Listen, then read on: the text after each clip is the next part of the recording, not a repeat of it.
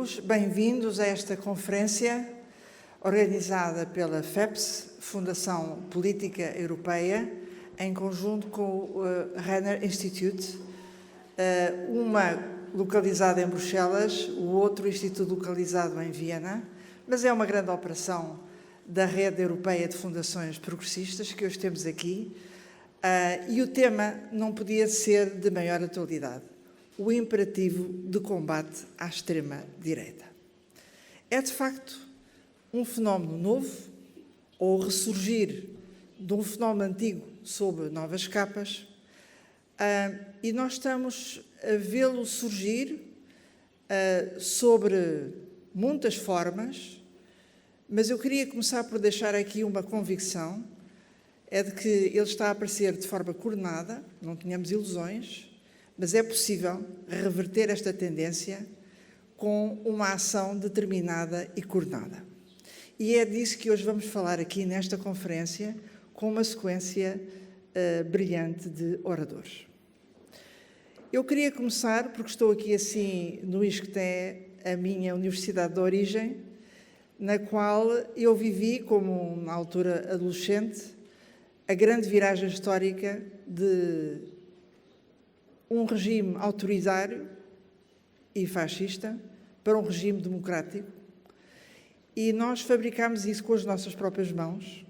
e eu tenho grande orgulho que o ISCTE já na altura tenha sido um grande polo de referência nessa viragem democrática no nosso país. E ficou uma lição, que é possível reverter esta tendência com uma grande aposta na democracia a fundo e uma grande aposta na governação progressista. E eu acho que essa lição permanece viva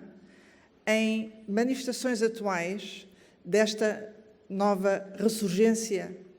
da extrema-direita. Por coincidência, eu vim hoje do Brasil,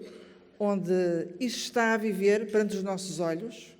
mas é também possível verificar, com a ação contundente de um líder como Lula, está a ser possível desativar um golpe que estava em marcha, e a solução para o Brasil vai também ser a mesma. É possível reverter esta tendência com uma grande aposta na democracia e uma grande aposta numa governação progressista que responda às expectativas da população naquele país. Vivemos a mesma experiência recentemente nos Estados Unidos, mas a Europa está também envolvida nessa alteração da paisagem política, com um epicentro na Hungria, governo que se constituiu de uma base sistémica, como o ponto de coordenação desta rede na Europa. Vimos também a expressão desta corrente em França, mais recentemente na Itália, e mesmo em países de grande tradição socialista, social-democrata, como a Suécia, essa corrente assumiu uma expressão preocupante, e vamos ver agora o que se passa em eleições que vão vir, muito em breve, nomeadamente na nossa vizinha Espanha. Portanto, a Europa está também confrontada com esta nova expressão, e eu diria mesmo que na frente da guerra, ou seja, na frente da invasão da Ucrânia pela Rússia, de facto o que nós temos é também um governo autoritário que levou a sua convicção ao ponto de invadir um país vizinho.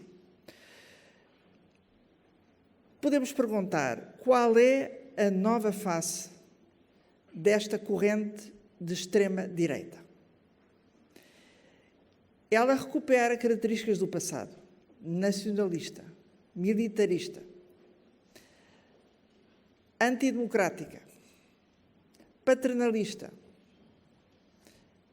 machista, tenho que relembrar isto, manipulando a religião,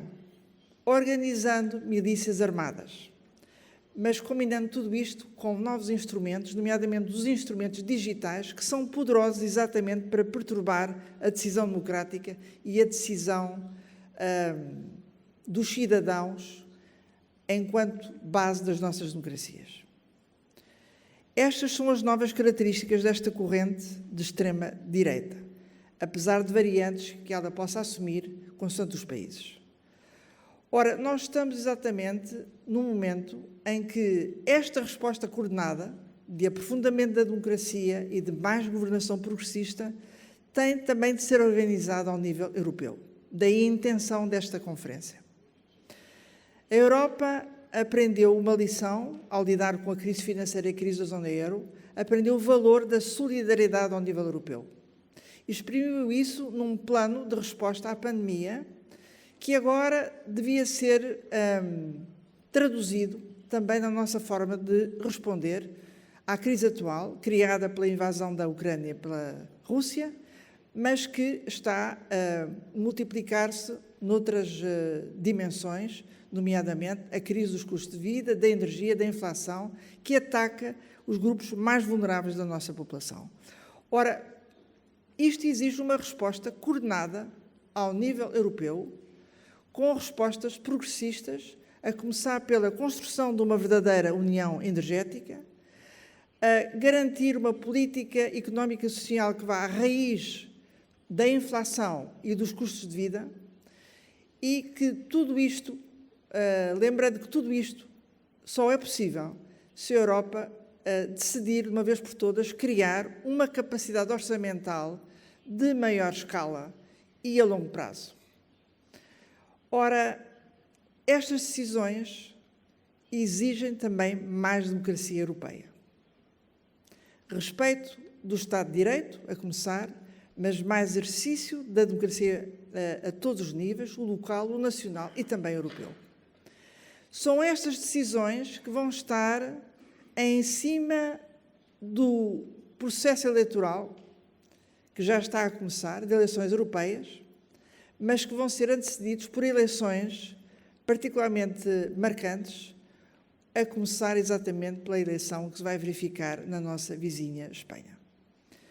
Mais ainda porque a Espanha vai exercer a presidência do Conselho dentro de poucos meses. Portanto, eu queria concluir esta minha introdução à conferência de hoje, agradecendo termos entre nós um ex-primeiro-ministro espanhol que fez um trabalho notável e que está ainda a fazer um trabalho notável na frente internacional, José Rodrigues Zapatero, grande prazer de nos ter aqui conosco, e vamos também ter a honra de ter uma intervenção do Presidente da nossa Assembleia da República. Portanto, temos de facto uma conferência com a presença de grandes figuras políticas em Portugal e em Espanha, e agradeço também a conclusão que vamos ter da parte do Secretário-Geral Adjunto do Partido Socialista e do nosso grande amigo Andreas Schieder, o Presidente da instituição Renner, que trabalha connosco nesta intenção de trabalhar para a renovação do socialismo e da social-democracia europeia, chamada Next Left, e que justifica este cartaz que está aqui atrás de mim. Bem-vindos mais uma vez e muito obrigada à sequência de oradores que vai seguir-se. Obrigada.